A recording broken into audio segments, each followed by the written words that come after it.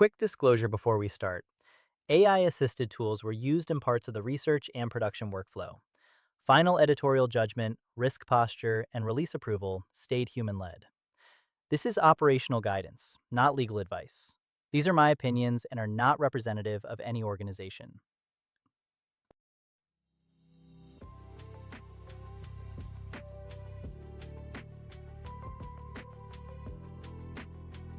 This is AI Change Desk. Thank you for choosing to tune in.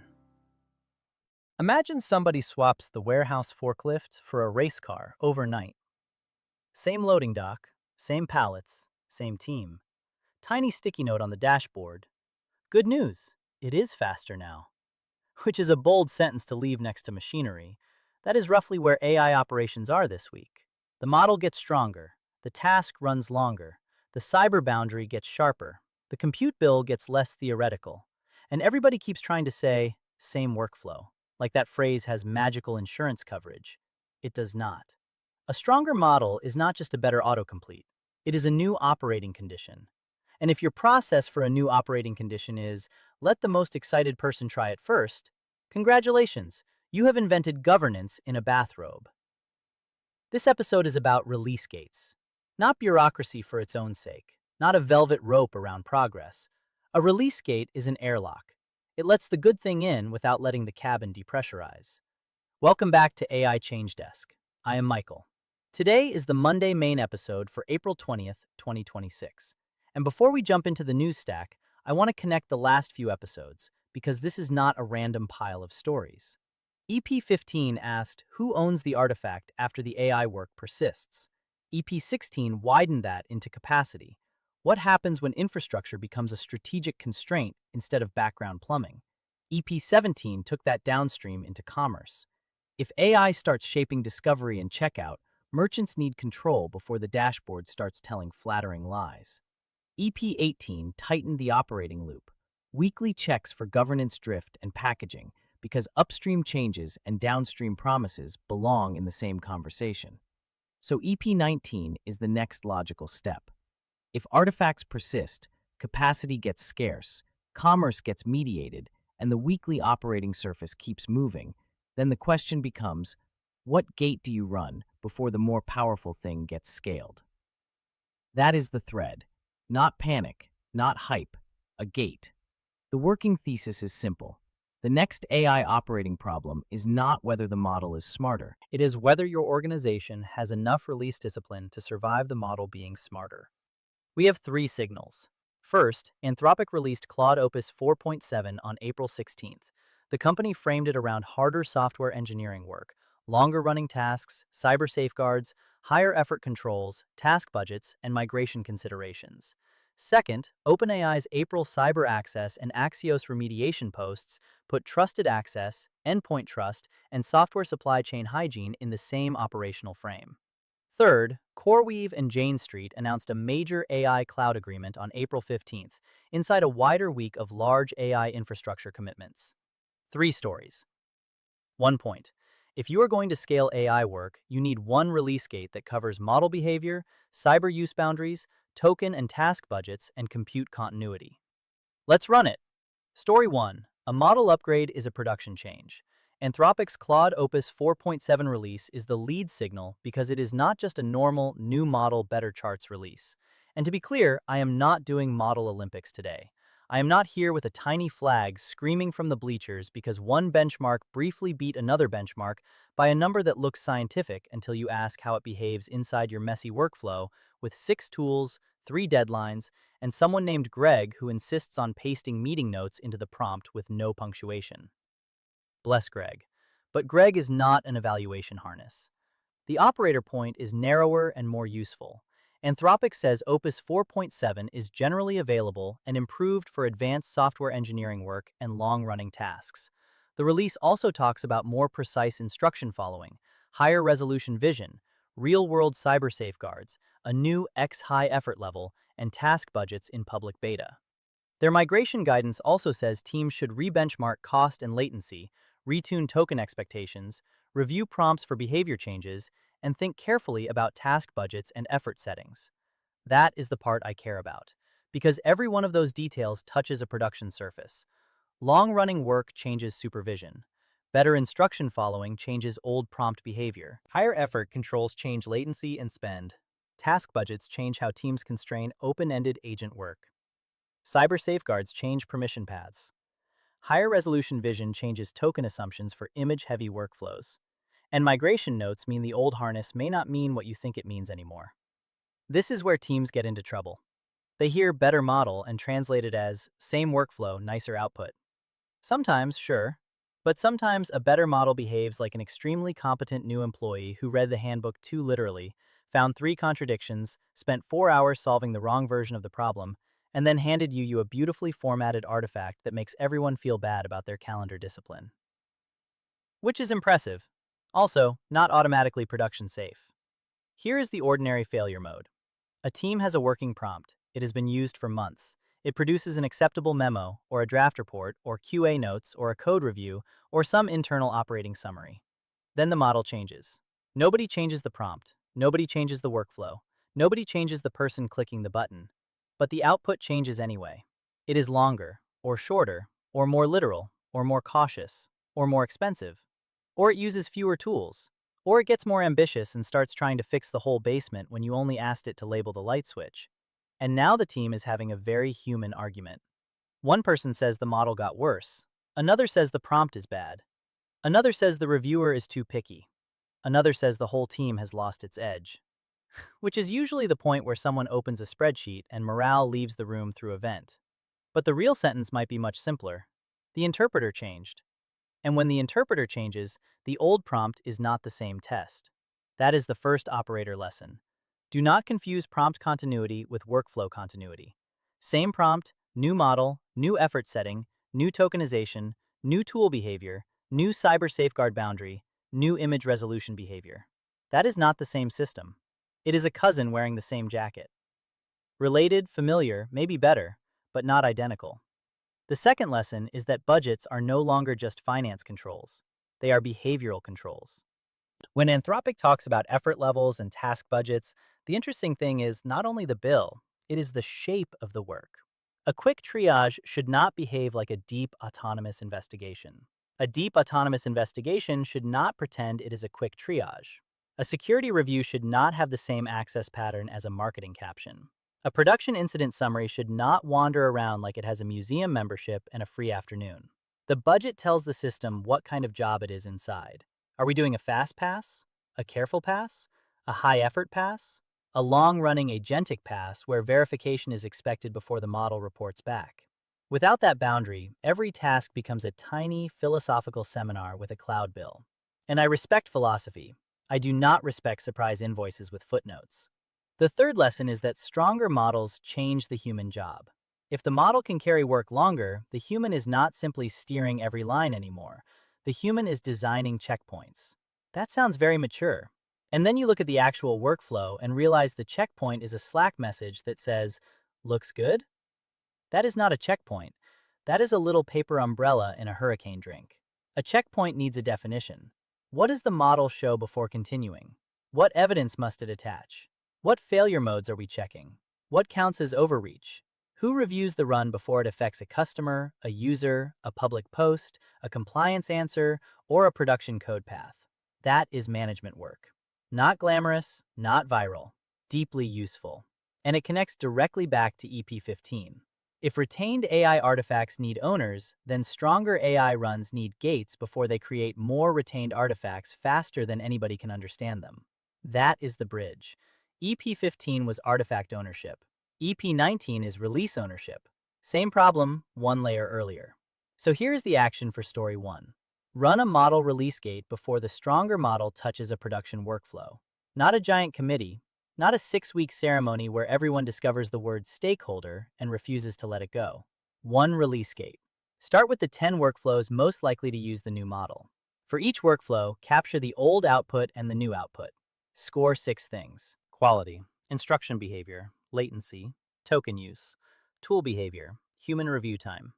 Then set the operating limits. Which work can use low or medium effort? Which work requires high or X-high style effort? Which work gets a task budget? Which work should not get a task budget because quality matters more than speed? Which work needs a hard max token ceiling? Which work needs a human checkpoint before continuing? Then pick the first rollout cohort. Small group. Known workflows, known rollback. 1 week variance watch. Watch for retries. Watch for prompt edits. Watch for token surprises. Watch for reviewer complaints. Watch for the model suddenly becoming a very confident intern with a dramatic relationship to scope. The organizing principle. A model upgrade is a production change. Treat it like one before it starts making production decisions for you. Story 2. Cyber trust is becoming a release surface. The OpenAI cyber access and Axios-remediation posts are useful together because they show two sides of the same control problem. On one side, OpenAI said it is scaling trusted access for cyber to verified defenders and teams, with higher tiers that include GPT 5.4 Cyber for vetted cybersecurity use cases.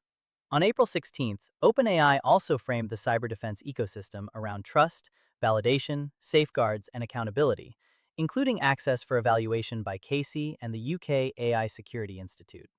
On the other side, OpenAI's Axios developer tool compromise response described a trust chain remediation path tied to macOS app signing, older app versions, and a May 8, 2026 cutoff for older macOS desktop apps.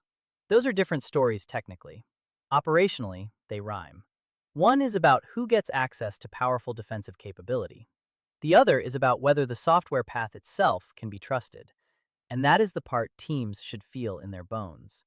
Because AI work does not live in a clean white box diagram. It lives on developer laptops, in CI workflows, in desktop clients, in browser sessions, in API keys, in plugins, in extensions, in buckets, in dashboards, and in that one spreadsheet named Final, New, Real Final. The romance is overwhelming. The Axios thread matters because it is the opposite of vague. OpenAI said it found no evidence that user data was accessed, its systems or intellectual property were compromised, or its software was altered. That is important to say clearly. The point is not to inflate the incident. The point is that even with that reassurance, the remediation work is concrete.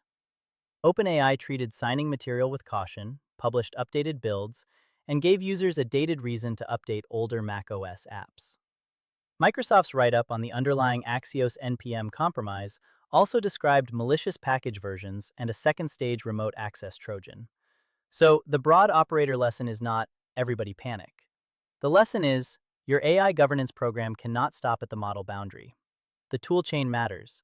The signing path matters. The dependency path matters. The install path matters. The update path matters. The device inventory matters. This is exactly where organizations get lulled to sleep. They will write an AI policy with very serious words in it. They will say acceptable use. They will say human oversight. They will say data handling.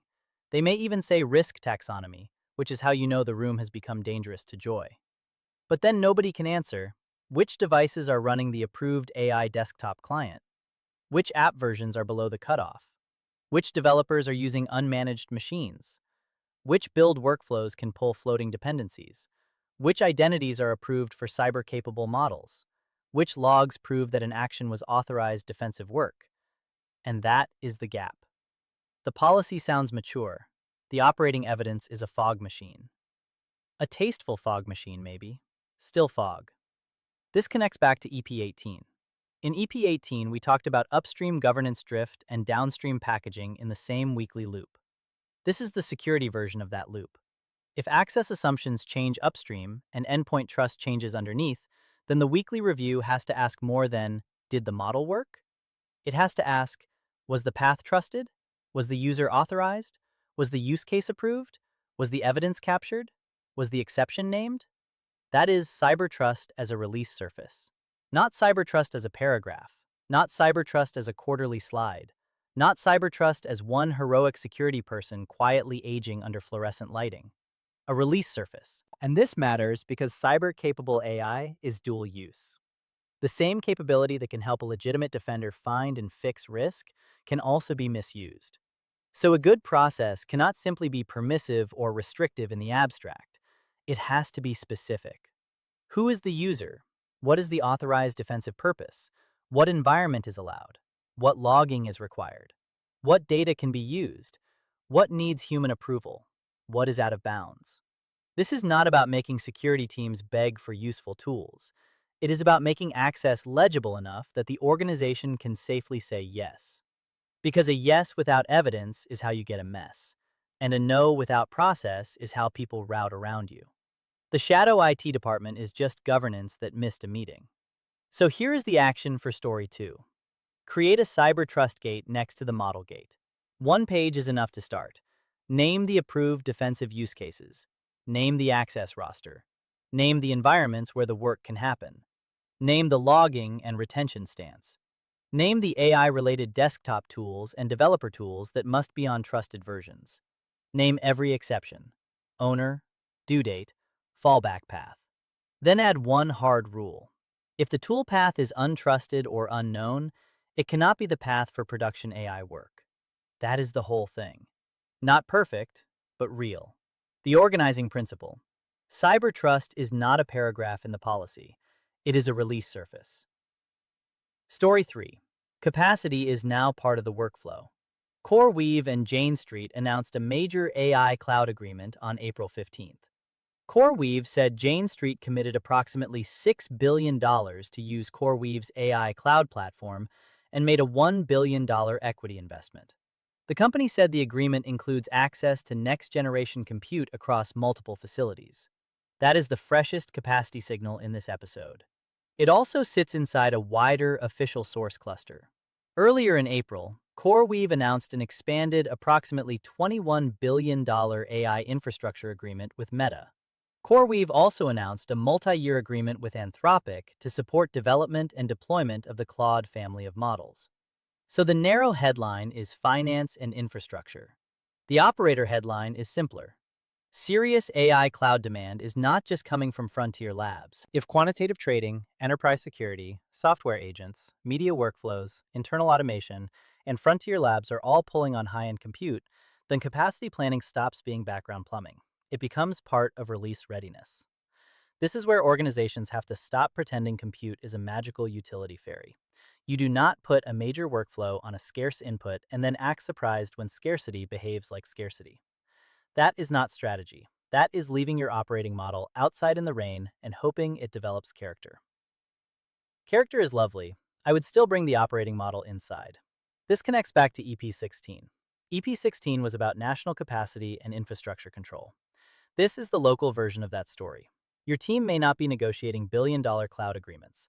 Very few of us wake up, pour coffee, and accidentally commit $6 billion to next-generation compute before lunch. If you do, call your finance team. They miss you. But the shape of the issue travels downward. Provider capacity, quota, latency, regional availability, pricing, GPU class, model availability, fallback quality, contract priority. Those are not abstract infrastructure words when the workflow becomes dependent. They are release conditions. A marketing team using a premium model for rough drafts has one risk profile. A support workflow using AI to summarize urgent customer escalations has another. A developer workflow that uses long-running model agents to inspect code has another. A security workflow using cyber-capable models to support authorized defensive analysis has another. A finance workflow producing internal analysis on a deadline has another. If all of those workflows assume the best model, the highest effort, the richest context window, and unlimited capacity, you do not have a strategy. You have a very expensive group hallucination. And again, this is not an anti-cloud argument. Cloud AI is useful, very useful. The point is not build a bunker and train a raccoon to run local inference, although honestly the raccoon would probably have strong opinions about cooling.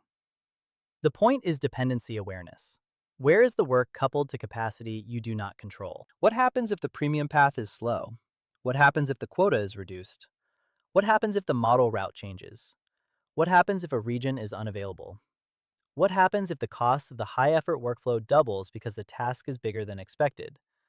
What happens if the fallback model is good enough for drafts but not good enough for safety-sensitive work? Those are boring questions. Beautifully boring. Boring questions are how systems stay alive. This connects back to EP17 too. EP17 was about merchant control in AI-mediated commerce.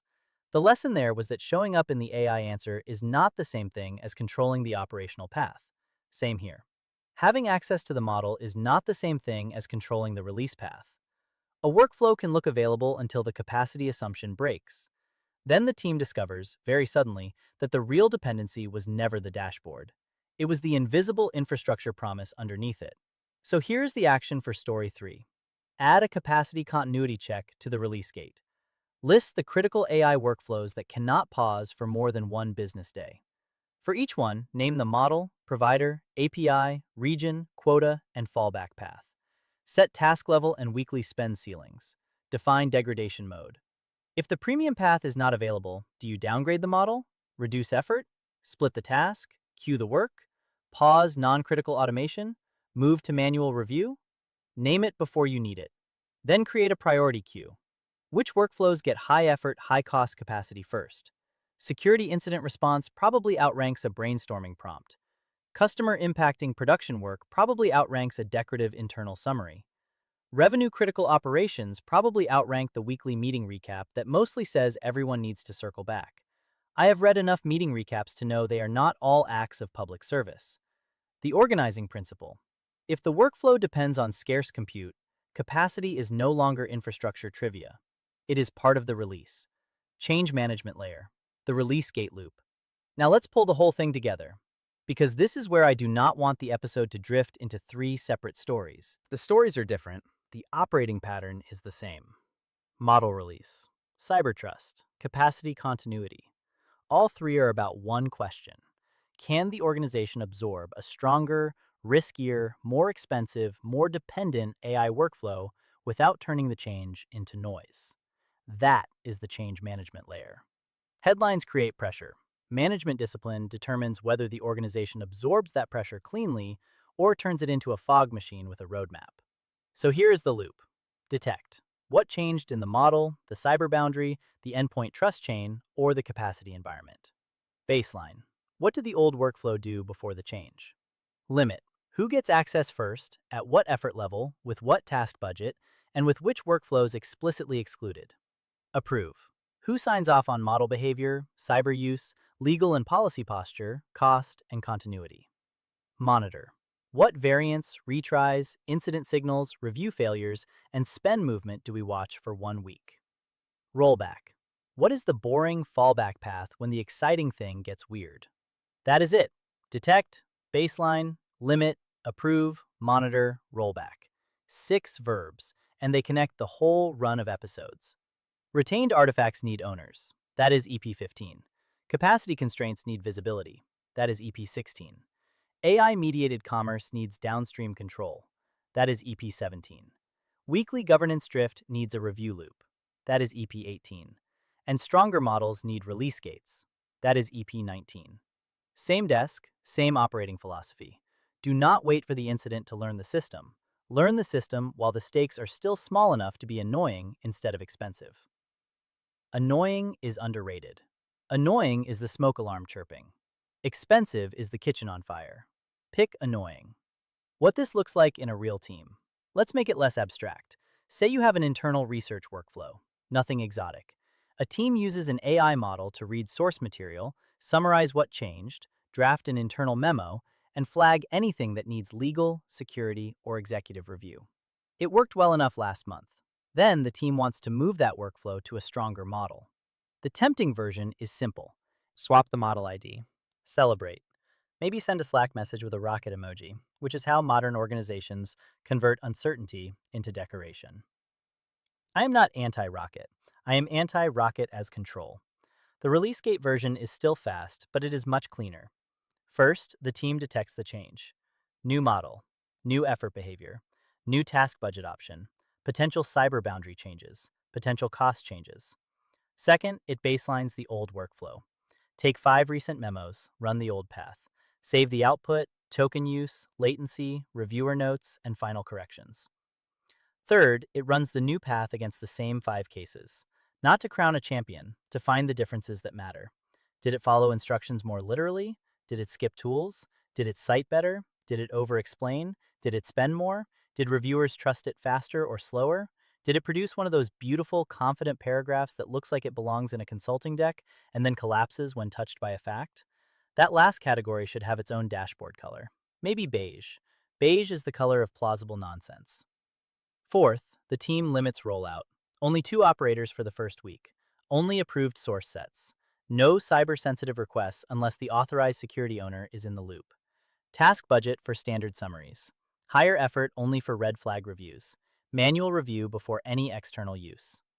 Fifth, it monitors.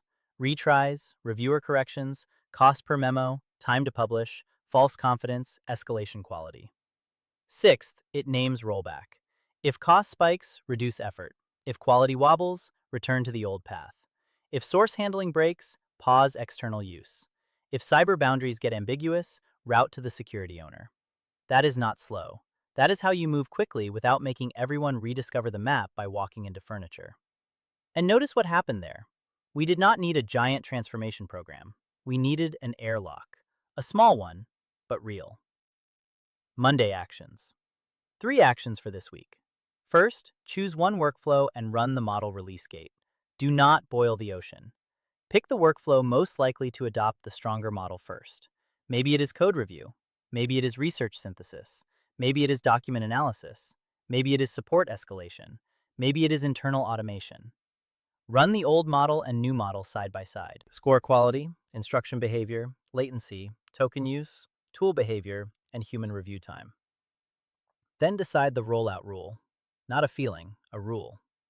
Second, publish the cyber trust roster. Not a giant policy, a practical roster. Who can use cyber-capable tools? For what authorized defensive purpose? In which environment? With what logging? With what endpoint trust requirements? With what exception process? If the answer is, we probably know, then you do not know. Probably is where accountability goes to nap. Third, write the capacity fallback path. If premium model access slows, spikes, fails, or becomes too expensive, what happens? Downgrade model, reduce effort, split tasks, queue work, pause non-critical automation, move to manual review? Name the degradation path before the team is tired and annoyed and pretending the outage has built character. And one bonus action, because I am incapable of leaving a list alone. Add a weekly release gate review to the operating rhythm. 15 minutes. What changed? What did we baseline? What got access? What surprised us? What do we roll back or tighten? That is the meeting. If it takes 2 hours, the problem is not the meeting. The problem is that the system has been storing secrets like a dragon. The useful question this week is not, are the models getting better? They are. The useful question is your release discipline getting better at the same rate? Because stronger tools do not remove the need for management. They expose whether management was there. And if the answer is not yet, that is fixable. Start with one gate: model behavior, cyber trust, capacity continuity, 1 page each, boring enough to run, specific enough to matter. A stronger model is not the problem. An ungated stronger model inside a workflow nobody can explain, that is the problem. So build the airlock, then let the good thing in. That is the desk for this week.